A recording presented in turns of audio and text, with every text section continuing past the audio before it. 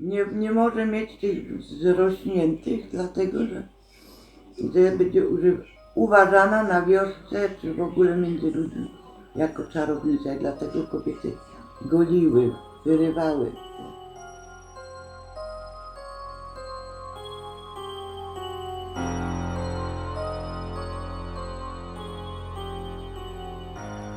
Deep in the forest, in a house that was standing up on one chicken foot, a pointy-nosed witch lived there. She would lure children into her house, where she would feed them candy to fatten them up and have them for dinner. You have probably already heard the story of Hansel and Gretel, but did you know how much of this story was true? The character of Baba Jaga comes from the Slavic legends in which she was considered a divine being who guarded the folk traditions. After the Christian faith started to spread through Poland, the traditional Slavic gods became demonized. Today I will tell you 5 stories about some of these Slavic gods. Baba Jaga, Rusalka, the Midday Lady, Licho and Jarylo.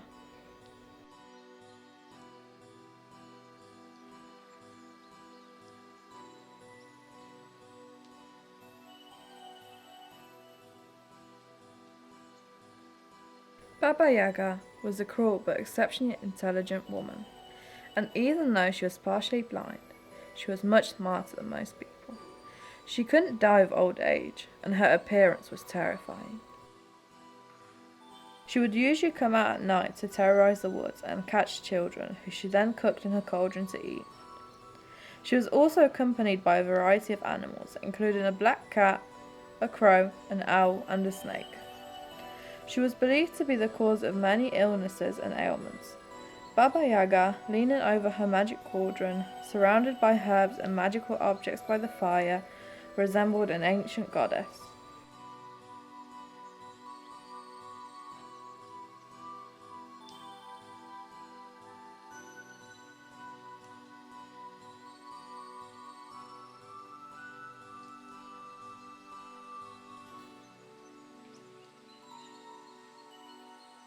She was also said to have the power to speak to wild animals.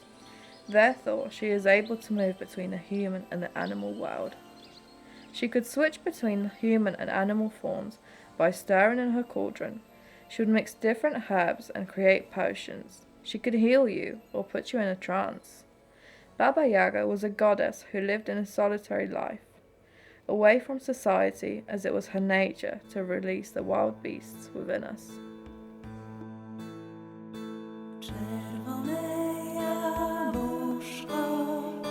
Przekrojony na krzyż, czemu ty, chłopaku, krzywo na mnie patrzysz? Gęsi za wodą, kaczki za wodą, uciekaj dziewczyno, bo cię powodą. Ja ci buzi dam, ty mi buzi dasz, ja cię nie wydam, ty mnie nie wydasz.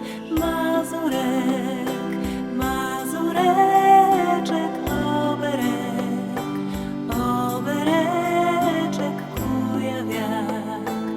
kujawiaczek, chodźże Maryś, chodźże chodź.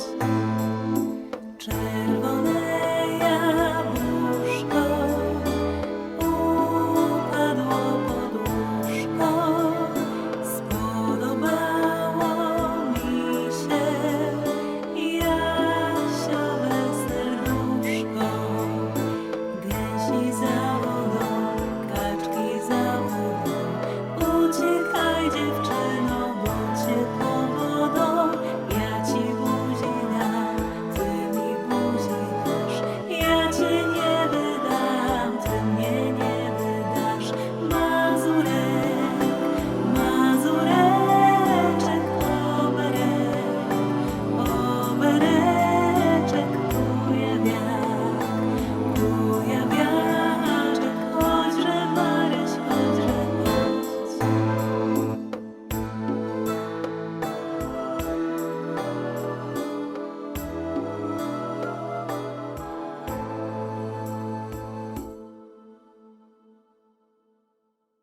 Rusalka, on the other hand, not being human, was immortal, but the death of her beloved broke her heart so much that she could never sing again. It is believed that all of our failures, along with the pain and suffering, don't come from nowhere, and we need something to blame. And that is exactly what Licho is.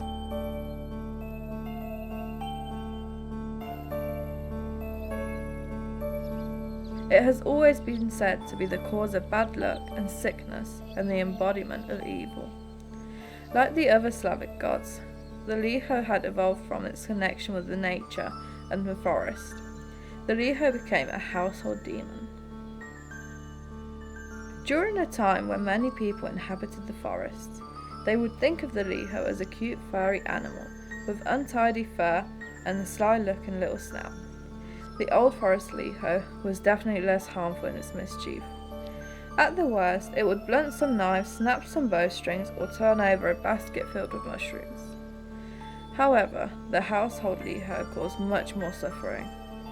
Not many people saw this Licho, but those who did were too scared to speak of it.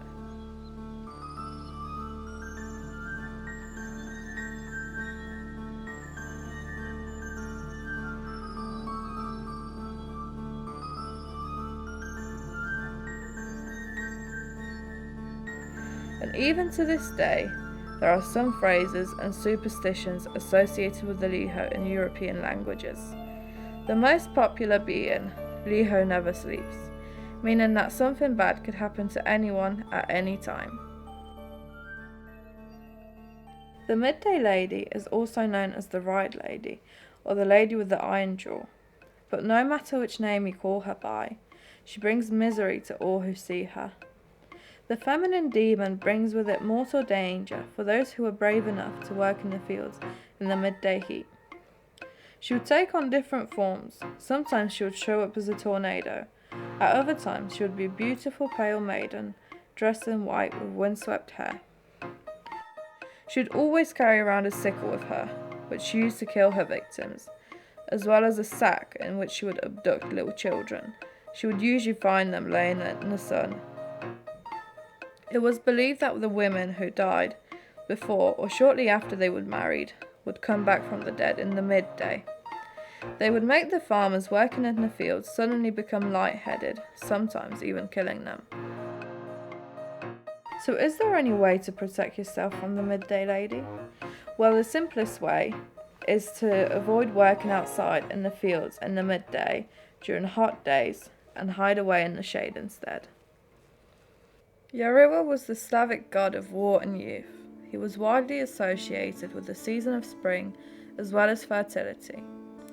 He is often described as a barefoot young man with lush hair, wearing white robes and riding a white horse. His other attributes include a wreath, rye, and the head of an old man. The wreath and the rye are symbols of agriculture and the cycle which repeats itself every spring. The old man's head represents the death of the old Jarylo and the hope that comes with the new year.